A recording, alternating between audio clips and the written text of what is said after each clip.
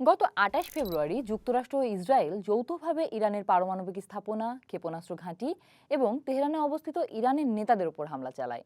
এই হামলায় ইরানের সর্বোচ্চ নেতা আয়াতুল্লাহ আলী খামেনি এবং বেশ কয়েকজন কমান্ডার নিহত হওয়ার পর তাদের মিত্ররাষ্ট্রগুলোতে পশ্চিমা সামরিক ঘাঁটি ও বেসামরিক ভবন লক্ষ্য করে পাল্টা হামলা চালায় ইরান। যুদ্ধবিমান বিধ্বস্ত হওয়া থেকে শুরু করে ড্রোন হামলা, এই ক্রমবর্ধমান সংঘাত বেশ কিছু নাটকীয় ঘটনার জন্ম দিয়েছে। ভারতীয় গণমাধ্যম এনডিটিভির প্রতিবেদনে উঠে এসেছে এমন ৫টি চাঞ্চল্যকর ঘটনা। প্রথমেই আসি রিয়াদে মার্কিন দূতাবাসে হামলার। আজ ৩ মার্চ ভোরবেলা ইরান রিয়াদে অবস্থিত মার্কিন দূতাবাসে ড্রোন হামলা চালায়। এ ঘটনায় কেউ হতাহত হয়নি। প্রতিবেদন অনুযায়ী দূতাবাসে বিকট শব্দে বিস্ফোরণ ঘটে এবং আগুন জ্বলতে দেখা যায়। রিয়াদের কূটনৈতিক এলাকায় যেখানে বিদেশি মিশনগুলো অবস্থিত সেখানে কালো ধোঁয়া কুণ্ডলি পাকিয়ে উঠতে দেখা যায়। এরপর বাহরাইনের বহুতল ভবনে ড্রোন হামলা। বাহরাইনের মানামা থেকে আরেকটি চাঞ্চল্যকর ভিডিও প্রকাশ পেয়েছে। সেখানে ইরানের শাহেদ ড্রোনগুলো এরাভিউস টাওয়ারের ওপরতলাগুলোতে আঘাত হানে।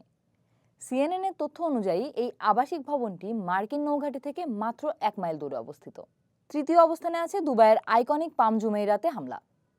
উপসাগরীয় অঞ্চলের কৃত্রিম দ্বীপপুঞ্জ দুবাইয়ের বিখ্যাত পাম জুমেইরাতে একটি সুইসাইড ড্রোন আঘাত হানে।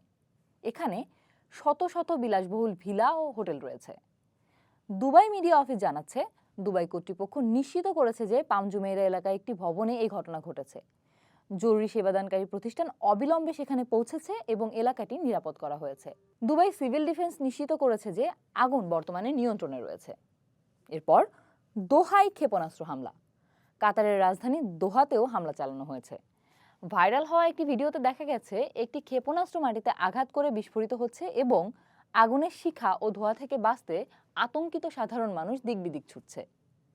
সবশেষ কুয়েতে যুদ্ধবিমান বিধ্বস্ত।